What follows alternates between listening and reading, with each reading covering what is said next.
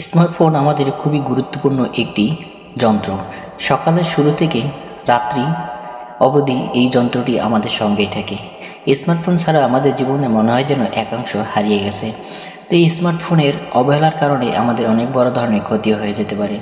চলুন আমরা এই তীব্র গরমে স্মার্টফোন কীভাবে ব্যবহার করতে হবে সে সম্পর্কে কিছু তথ্য জেনে নিই। তীব্র গরমে জীবন যখন অতিষ্ঠ, তেমনি ডিভাইসও বিগড়ে যাচ্ছে।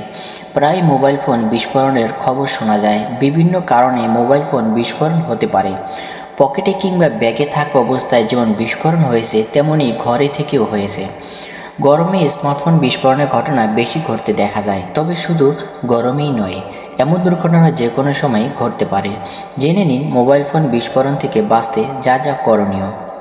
মোবাইল ফোন চার্জে দিয়ে গেম খেলা বা চ্যাটিং করবেন না। এমনকি অনেকেই ফোন চার্জে দিয়ে কথা বলেন, এটিও করবেন না।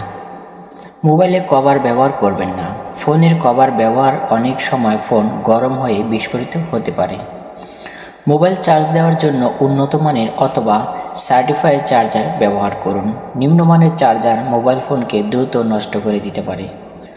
ঘুমোতে যাওয়ার আগে মোবাইল ফোন চার্জে দেবেন না। মোবাইল চার্জে দিয়ে ঘুমোতে যাওয়া বিপজ্জনক। এতে মোবাইলের ক্ষতি ও বিস্ফোরণ ঘটতে পারে।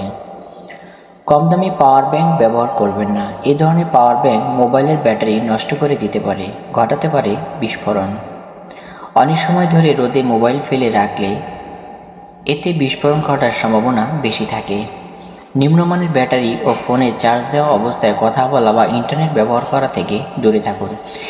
এই টিপসগুলো মেনে চললে আপনি আপনার স্মার্টফোনকে নিরাপদে রাখতে পারবেন।